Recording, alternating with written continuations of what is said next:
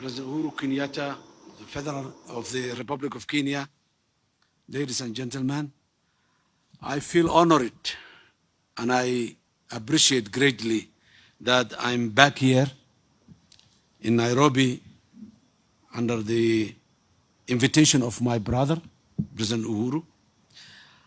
And as he rightly said, the relationship between Somalia and Kenya is no any other way other than being very close, friendly, and brotherly.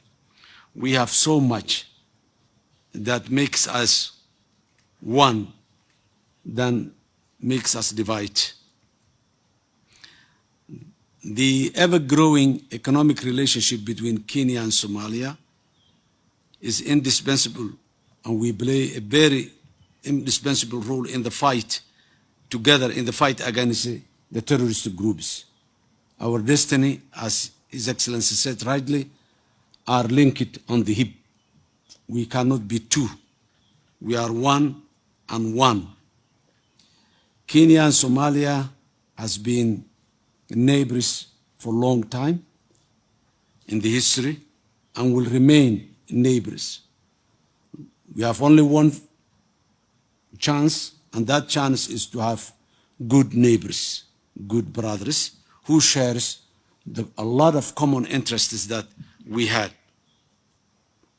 In recent times, there are a lot of challenges in the region and globally, and Kenya and Somalia has to work together to overcome those challenges.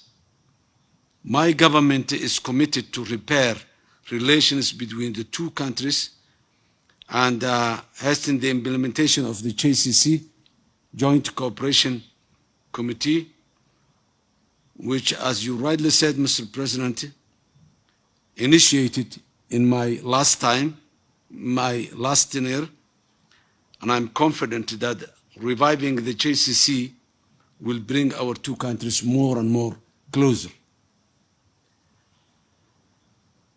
The common challenges we have is not limited to terrorism and droughts, but there are so many other challenges we need to make sure that we address in a proper manner.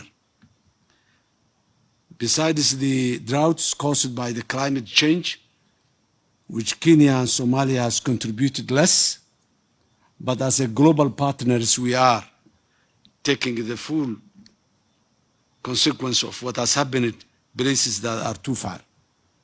So we work together to improve the situation of these climatic changes as well. And we have a common understanding in all those issues.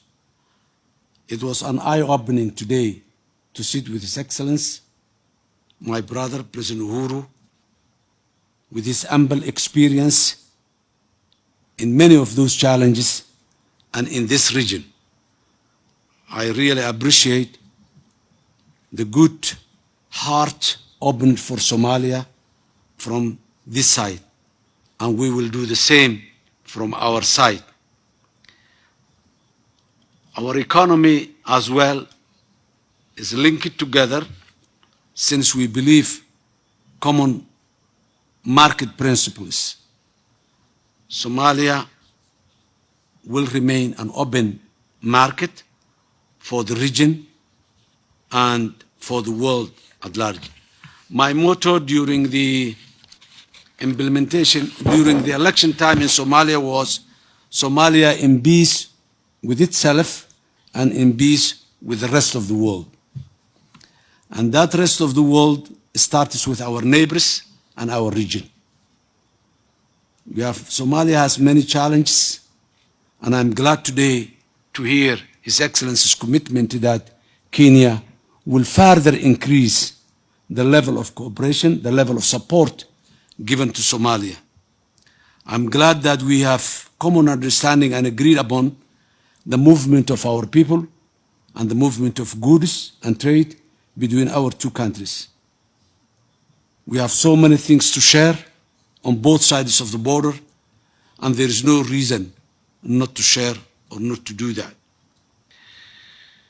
Both our agencies, in terms of security, in terms of the droughts The humanitarian agencies, both sides of the border, will work together and will establish a common standing committee to address the challenges of the drought. Since both sides of the border are leaving the same people, we have to work in the same manner and to address the challenge we had in the same manner. Again and again, I would like to say you thank you very much, Your Excellency, and I really appreciate the welcome reception that I have been given to me and to my people. I really feel honored to be here in Kenya and in particular in the State House with your presence. I thank you, Mr. President.